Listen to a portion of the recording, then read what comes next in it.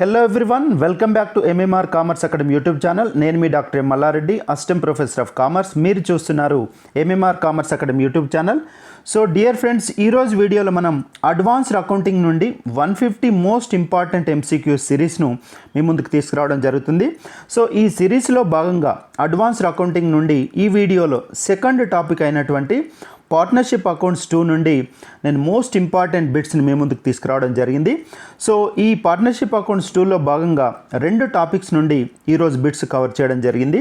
అందులో dissolution of partnership, రెండవది sale to a company. ఈ 2 టాపిక్స్ నుండి మోస్ట్ ఇంపార్టెంట్ బిట్స్ని మీ ముందుకు తీసుకొచ్చాను. సో ఈ బిట్స్ అనేటివి సిపి గెట్ ఎంకామ్ ఎంట్రన్స్తో పాటుగా అన్ని రకాలైన కామర్స్ కాంపిటేటివ్ ఎగ్జామ్కి ఉపయోగపడతాయి. సో వాటిలో commerce NET, SET, commerce JL, DL, తర్వాత JO, other commerce competitive exams కూడా ఈ బిట్స్ ఉపయోగపడతాయి. కాబట్టి నా ఛానల్ను చూస్తుండండి. ఈ వీడియోని స్కిప్ చేయకుండా చివరి వరకు చూడండి. నా ఛానల్ మొదటిసారిగా చూస్తున్న వారైతే దయచేసి సబ్స్క్రైబ్ చేసుకోండి, పక్కనున్న బెల్ ఐకాన్ ప్రెస్ చేయండి.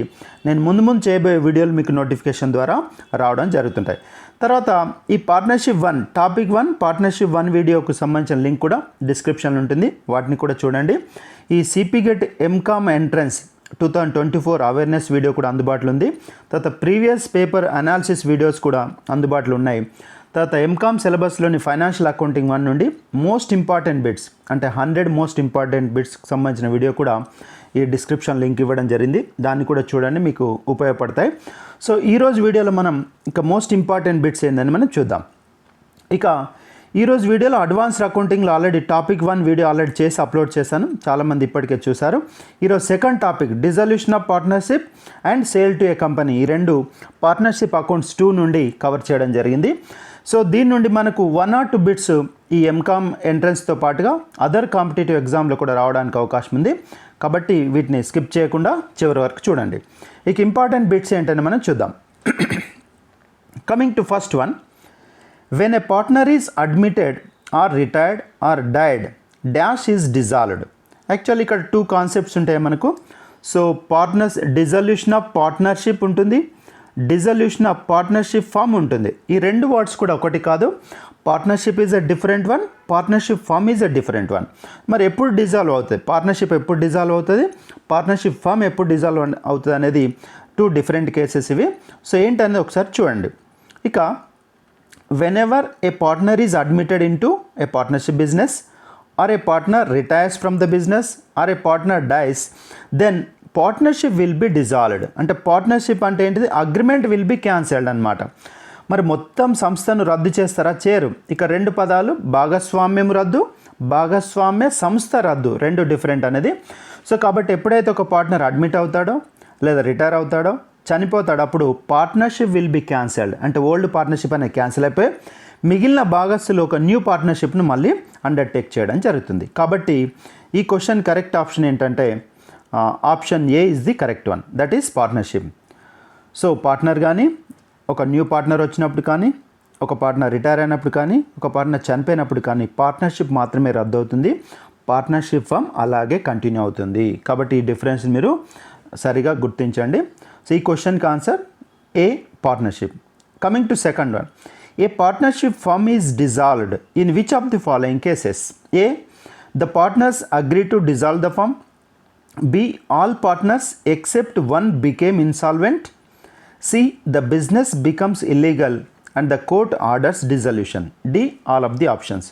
సో ఇక్కడ కరెక్ట్ ఆన్సర్ ఏంటంటే D, all of the option. ఎప్పుడైనా పార్ట్నర్స్ అందరూ అగ్రీ చేసినప్పుడు పార్ట్నర్షిప్ ఫామ్ను అంటే భాగస్వామ్య సంస్థను రద్దు చేస్తారు. నెంబర్ 2 కేసు ఏంటి, all partners except 1 became insolvent. ఒకరు తప్ప అందరు భాగస్వాములు ఇన్సాల్వ్ అయిన అనుకోండి, నష్టపోయారు అనుకోండి, దివాలా తీసారు అనుకోండి, అప్పుడు కూడా పార్ట్నర్షిప్ ఫామ్ను రద్దు చేయడం జరుగుతుంది. ఇక బిజినెస్ ఇల్లీగల్ అయినప్పుడు కానీ, ఒక కోర్టు ఆదేశించినప్పుడు కానీ భాగస్వామ్య సంస్థను అంటే పార్ట్నర్షిప్ ఫామ్ను డిజాల్వ్ చేయడం జరుగుతుంది. సో ఈ 2 కూడా చాలా ఇంపార్టెంట్. సో ఈ క్వశ్చన్ కరెక్ట్ ఆప్షన్ ఏంటంటే D, all of the options.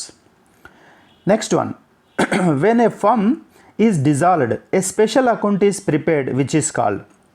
Actually when a firm is dissolved, all the assets will be sold in the market and all the liabilities will be paid off.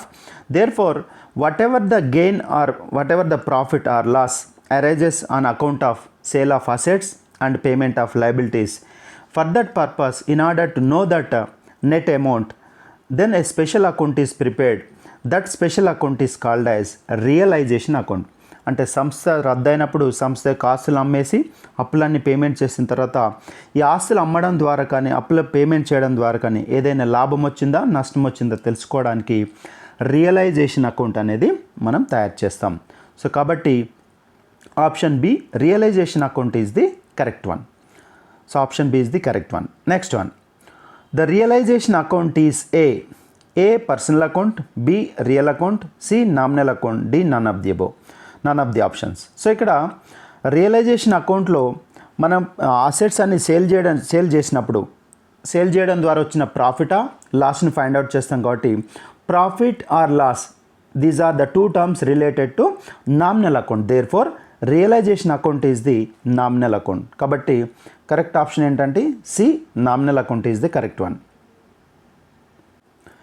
Next important question, when a firm is dissolved, the assets should be transferred to realization account at A, book values, B, market values, C, original cost, D, all of the options.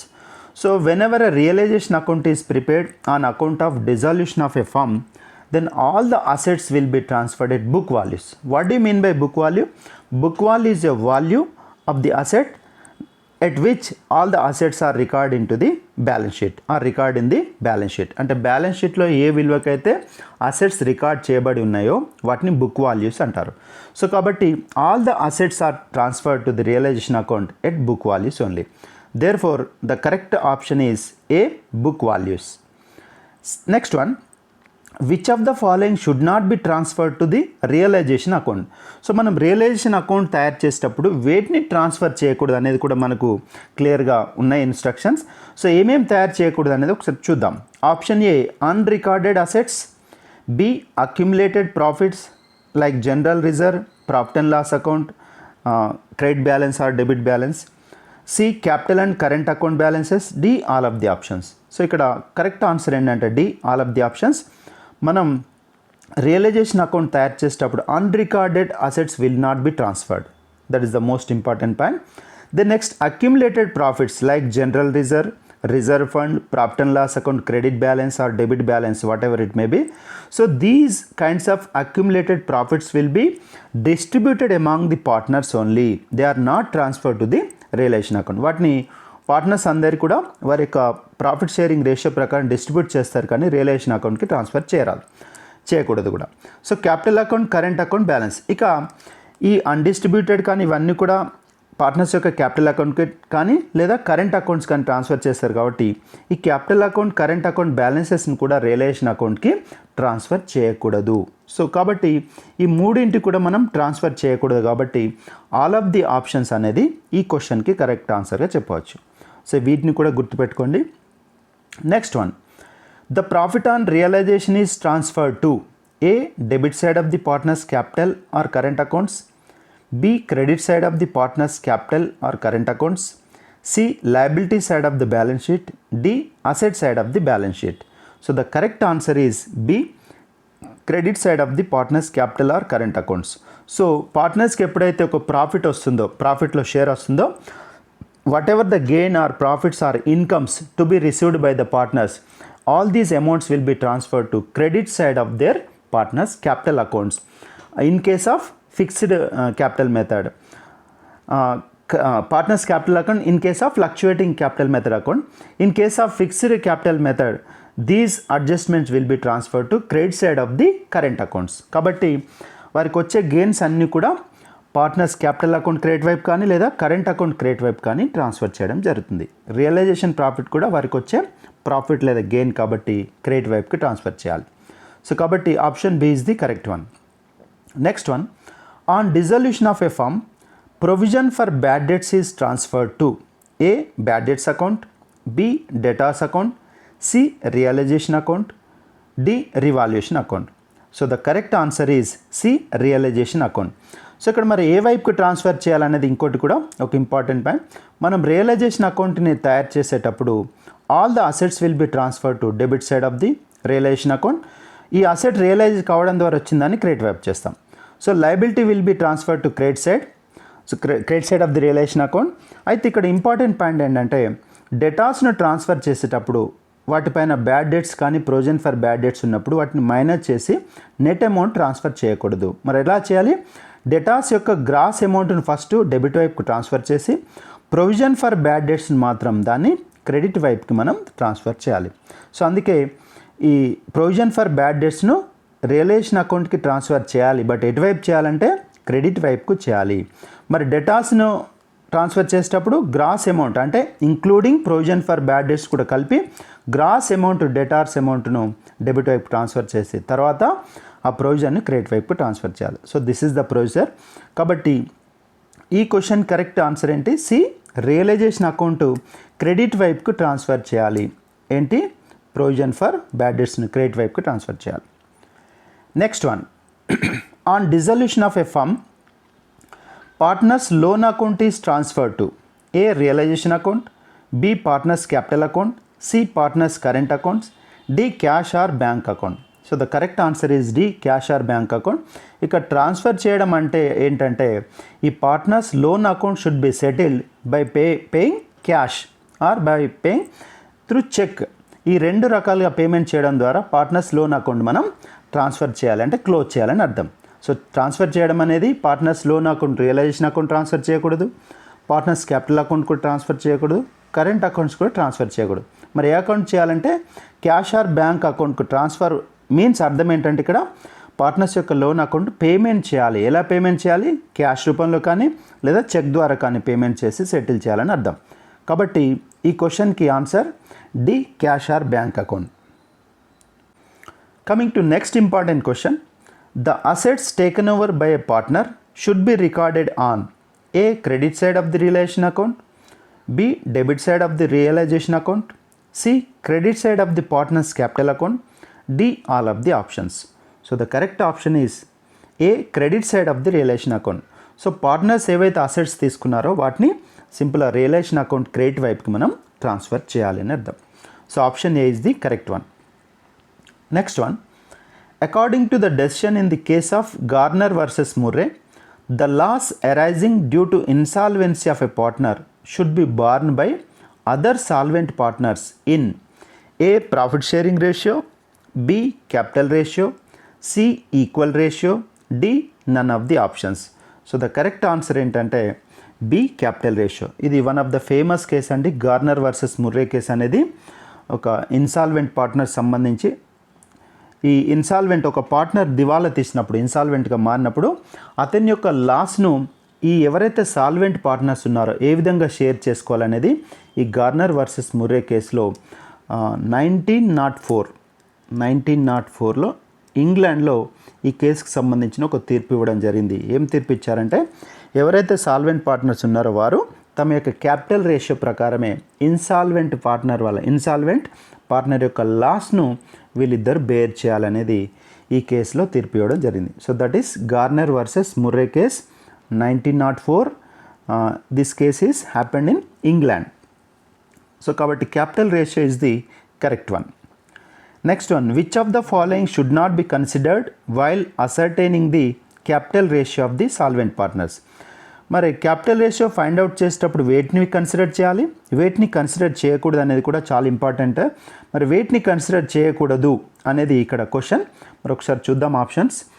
A, general reserve, B, profit and loss account balance, C, profit or loss in realisation account, D, none of the options. So ఇక్కడ correct answer ఏంటంటే C, profit or loss in realisation.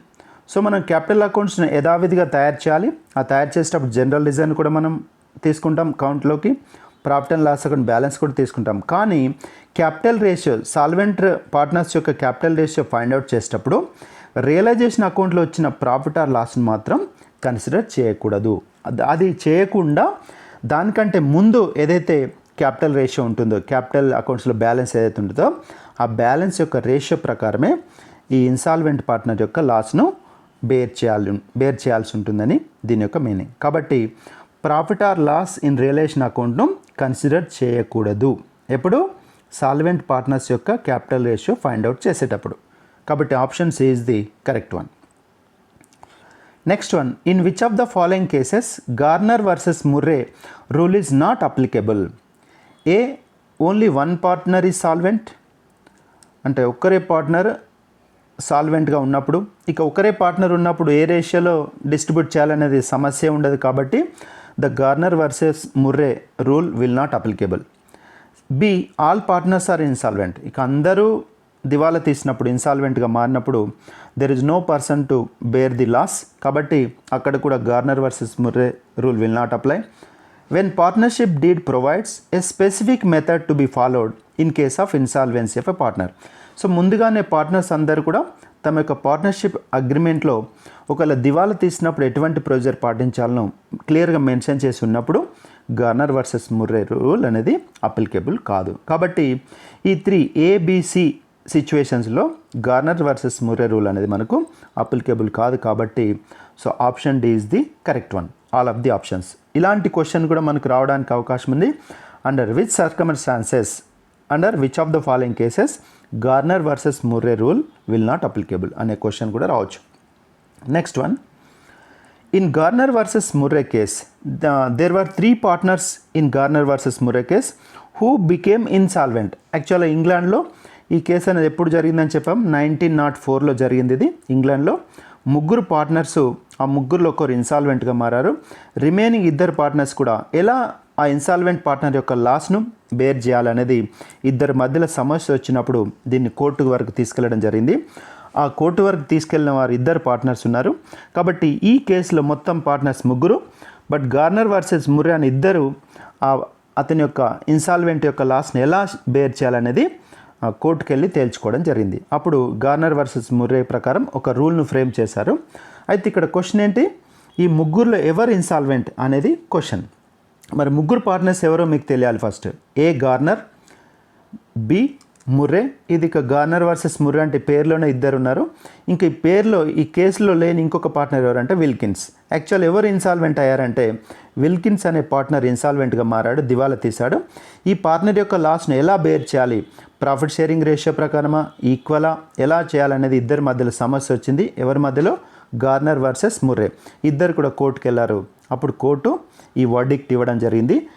వర్డిక్ట్ని base చేసుకుని ఒక రూల్ను frame చేశారు. ఆ rule ఏంటి, ఈ Wilkins దివాలా తీయడం వల్ల వచ్చిన లాస్ను మిగిలిన 2 పార్ట్నర్స్ వాళ్ళ యొక్క క్యాపిటల్ రేషియో ప్రకారమే ఈ లాస్ను వాళ్ళిద్దరూ బేర్ చేయాలి, పంచుకోవాలి, భరించాలనేది తీర్పు ఇవ్వడం జరిగింది. సో ఈ విధంగా అప్పటి నుంచి ఈ కేసు అనేది చాలా పాపులర్గా మారింది.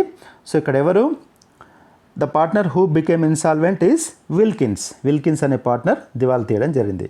సో ఈ కేసులో ఎంతమంది పార్ట్నర్? 3 ఉన్నారు. ఆ 3 పేర్లు కూడా గుర్తుపెట్టుకోండి. సో 1904 అనేది కూడా ఇయర్ కూడా చాలా ఇంపార్టెంట్, అది కూడా గుర్తుపెట్టుకోండి. Next one, which of the following methods is not a method of purchase consideration. ఇక మనం when a partnership firm is sold to some other company then there is a need for calculation of purchase consideration. ఆ కొనుగోలు ప్రతిఫలం ఎంత అమ్ముతున్నాం మన partnership business అనేది purchase consideration ప్రకారం డిసైడ్ చేయడం జరుగుతుంది. ఆ పర్చేస్ కన్సిడరేషన్ డిసైడ్ చేయడానికి వీ హ్యావ్ డిఫరెంట్ మెథడ్స్. ఇందులో మెథడ్ కాంది ఏందని అడుగుతున్నారు. Let us look at option A, lump sum method. ఈ lump sum method is also one of the methods for purchase consideration. Net payment method, ఏ విధంగా పేమెంట్ చేయాలి purchase consideration అనేది. నెట్ అసెట్స్ మెథడ్, అంటే అసెట్స్ మైనస్ లయబిలిటీస్, అంటే purchasing company తీసుకున్నటువంటి assets minus purchasing company తీసుకున్నటువంటి లయబిలిటీస్కి మధ్యలో డిఫరెన్స్ మనం నెట్ అసెట్స్ మెథడ్ అంటారు. ఈ 3 కూడా పర్చేజ్ కన్సిడరేషన్ క్యాలిక్యులేట్ చేయడానికి ఉపయోగపడే మెథడ్స్. మరి కాంది ఏంటంటే capitalisation method is not one of the methods of purchase consideration. కాబట్టి ఈ క్వశ్చన్ కరెక్ట్ ఆన్సర్ ఏంటి? D, capitalisation method is not one of the methods of purchase consideration. Method కాంది, కొనుగోలు ప్రతిఫలం లెక్కించడానికి ఉపయోగించని మెథడ్ ఇది. Next one, the purchase consideration may be paid in. మరి కొనుగోలు ప్రతిఫలాన్ని కొనుగోలు చేసే కంపెనీ ఈ పార్ట్నర్షిప్ సంస్థకు ఏ విధంగా పేమెంట్ చేయొచ్చు అనేది క్వశ్చన్. So look at the options. A, in the form of cash or bank. B, equity or preference shares in the purchasing company. C, debentures. D, all of the above. So ఈ purchasing company తమ యొక్క purchase consideration all types cash రూపంలో payment చేయొచ్చు, equity shares or preference shares కూడా ఇవ్వచ్చు, debentures కూడా provide చేయడం ద్వారా పర్చేస్ కన్సిడరేషన్ పేమెంట్ చేయొచ్చు. కాబట్టి option D is the all of the options is the correct one. Next one, on dissolution of a firm cash in hand is transferred to A capital accounts of the partners, B realisation account, C cash account, D creditors account. It is a very simple question. So at the time of dissolution of a firm whatever the cash balance is left, cash in hand, that will be transferred to cash account only. Kabatti option C, cash account is the correct one. Next one, on dissolution of a firm, the realization account is debited with A, all the liabilities of the firm. No, all the liabilities will be credited actually. B, cash received from the sale of the assets, that will be credited to the realization account, it is not debited. Any asset taken over by one of the partners తీసుకున్న assets కూడా credit వైపు రాస్తారు. ఇక్కడ ఇచ్చిన 3 కూడా realisation అకౌంట్లో credit వైపు రాస్తారు. మరి డెబిట్ వైపు రాసేది ఏంటంటే all assets to be realised. ఏదైతే అసెట్స్ ఉన్నాయో ఈ పార్ట్నర్షిప్ ఫామ్ యొక్క అసెట్స్ అన్నీ కూడా ఫస్ట్ డెబిట్ వైపుకి ట్రాన్స్ఫర్ చేయడం జరుగుతుంది. కాబట్టి option D is the correct one. All the assets to be realised will be transferred to the realisation account to debit side. So these assets will be recorded on debit side of the realization account. Kabatti option D is the correct one. Next one, on dissolution of a firm, goodwill account is transferred to A, realization account, B, revaluation account, C, partners capital account, D, profit and loss account. So like any other asset, the goodwill is also one of the assets that will also be transferred to the realization account only. It will not be transferred to partners capital account. కాబట్టి goodwill అనేది కూడా ఒక అసెటే. కాబట్టి dissolution అయినప్పుడు దాన్ని కూడా సంస్థను రద్దు చేసినప్పుడు గుడ్విల్ని కూడా రియలైజేషన్ అకౌంట్కే ట్రాన్స్ఫర్ చేయడం జరుగుతుంది. కాబట్టి answer A, option A is the correct one. The last question in this video, ఈ పార్ట్నర్షిప్ అకౌంట్స్ 2లో ఇది last question. On the dissolution the accumulated profits and reserves are transferred to A, revaluation account, B, partners capital or current account, C, realisation account, D, profit and loss account. So ఇక్కడ accumulated profits and reserves will be transfer to partners capital accounts or partners current accounts. So ఏ వైపుకి, credit వైపుకి transfer చేయడం జరుగుతుంది, ఎందుకంటే అది gain కాబట్టి. So కాబట్టి option B, partners capital or current account is the correct one. So friends, ఇది మనకు పార్ట్నర్షిప్ అకౌంట్స్ 2లో dissolution of a firm and sale to a company, ఈ 2 టాపిక్ నుండి మోస్ట్ ఇంపార్టెంట్ బిట్స్ 20 మీ ముందుకు తీసుకురావడం జరిగింది. ఇక దీనికంటే ముందు టాపిక్ 1 వీడియోని కూడా మీకు ఆల్రెడీ అప్లోడ్ చేశాను. అందులో 30 మోస్ట్ ఇంపార్టెంట్ బిట్స్ను ఆల్రెడీ డిస్కస్ చేసి అప్లోడ్ చేశాను. ఇప్పటికే చాలామంది చూశారు. కాబట్టి వీటిని కూడా మీరు చూడండి, ప్రాక్టీస్ చేయండి. సో ఈ వీడియో నచ్చినట్లయితే లైక్ చేయండి, మీ ఫ్రెండ్స్తో షేర్ చేయండి. నా ఛానల్ తప్పకుండా సబ్స్క్రైబ్ చేసుకోండి. మీకు డిగ్రీ స్థాయి నుండి మీకు ఉద్యోగం వచ్చేంత వరకు ఎంఎంఆర్ కామర్స్ అకాడమీ మీ వెంటనే ఉంటుంది. So kindly support my channel. ఇక తప్పకుండా నా ఛానల్ సబ్స్క్రైబ్ చేసుకోండి. So thank you very much for watching. మరిన్ని వీడియోల కోసం నా ఛానల్ చూస్తుండండి. నెక్స్ట్ వీడియోలో ఇంకో టాపిక్తో మీ ముందుకు వస్తాను. Thank you one and all.